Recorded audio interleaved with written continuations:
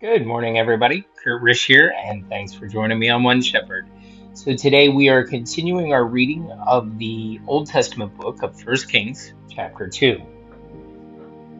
Now the days of David drew near that he should die, and he charged Solomon his son, saying, I go the way of all the earth.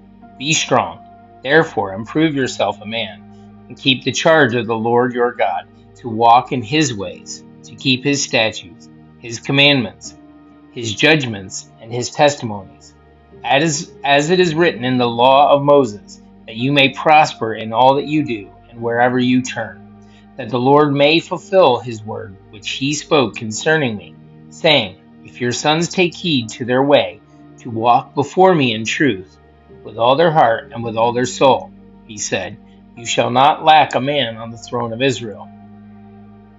Moreover, you know also what Joab the son of Zeruiah did to me, and what he did to the two commanders of the armies of Israel, to Abner the son of Ner, and Amasa the son of Jether, whom he killed. And he shed the blood of war in peacetime, and put the blood of war on his belt that was around his waist, and on his sandals that were on his feet.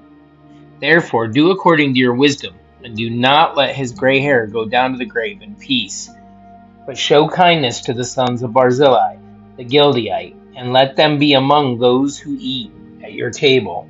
For so they came to me when I fled from Absalom your brother. And see, you have with you Shimei the son of Gera, a Benjamite from Bahurim, who cursed me with a malicious curse in the day when I went to Mahanaim. But he came down to meet me at the Jordan, and I swore to him by the Lord, saying, I will not put you to death with the sword. Now therefore, do not hold him guiltless, for you are a wise man, and know what you ought to do to him, but bring his gray hair down to the grave with blood. So David rested with his fathers, and was buried in the city of David. The period that David reigned over Israel was 40 years. 7 years he reigned in Hebron, and in Jerusalem he reigned 33 years. Then Solomon sat on the throne of his father, David, and his kingdom was firmly established. Now Adonijah the son of Haggith came to Bathsheba, the mother of Solomon. So she said, Do you come peaceably? And he said, Peaceably. Moreover, he said, I have something to say to you. And she said, Say it. And he said, You know that the kingdom was mine, and all Israel had set their expectations on me, that I should reign. However, the kingdom has been turned over, and has become my brother's, for it was from the Lord. Now I ask one petition of you. Do not deny me. And she said to him, Say it. Then he said, Please speak to the king Solomon, for he will not refuse you, that he may give me Abishag the Shunammite as wife. So Bathsheba said, Very well, I will speak for you to the king. Bathsheba therefore went to King Solomon to speak to him for Adonijah. And the king rose up to meet her and bowed down to her, and sat down on his throne, and had a throne set for the king's mother. So she sat at the right hand. Then she said, I desire one small petition for you. Do not refuse me. And the king said to her, Ask it, my mother, for I will not refuse you. So she said, Let Abishag the Shunammite be given to Adonijah your brother as wife. And King Solomon answered and said to his mother, Now why do you ask Abishag the Shunammite for Adonijah? Ask for him the kingdom also, for he is my older brother. For him, and for Abiathar the priest, and for Joab the son of Zeruiah. Then King Solomon swore by the Lord, saying, May God do so to me, and more also, if Adonijah has not spoken with word against his own life. Now therefore, as the Lord lives, who has confirmed me, and set me on the throne of David, my father, and who has established a house for me, as he promised, Adonijah shall be put to death today. So King Solomon sent by the hand of Benaiah, the son of Jehoiada, and he struck him down, and he died. And to Abiathar the priest, the king said, Go to Anathoth, to your own fields, for you are deserving of death. But I will not put you to death at this time, because you carried the ark of the Lord God before my father David, and because you were afflicted every time my father was afflicted. So Solomon removed Abiathar from being priest to the Lord, that he might fulfill the word of the Lord, which he spoke concerning the house of Eli at Shiloh.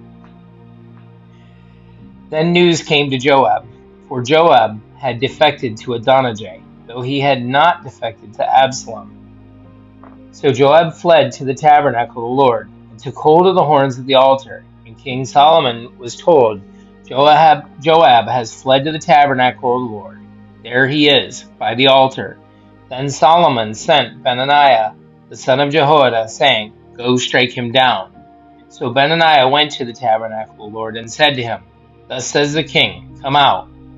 And he said, No, but I will die here.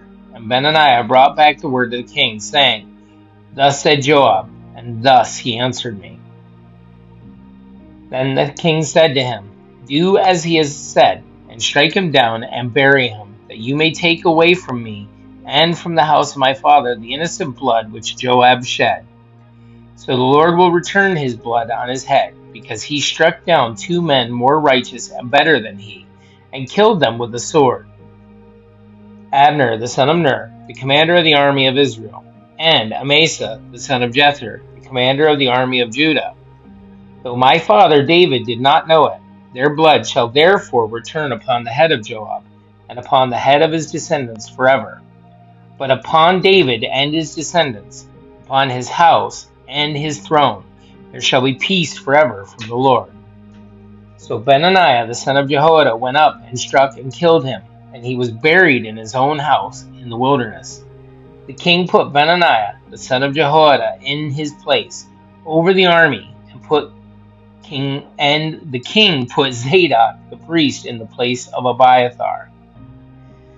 Then the king sent and called for Shimei, and said to him, Build yourself a house in Jerusalem, and dwell there, and do not go out from there anywhere.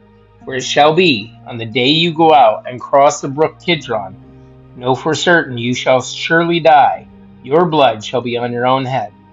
And Shimei said to the king, The saying is good, and my lord the king has said, So your servant will do. So Shimei dwelt in Jerusalem many days. Now it happened that at the end of 3 years, that 2 slaves of Shimei ran away to Achish, the son of Maacah, king of Gath.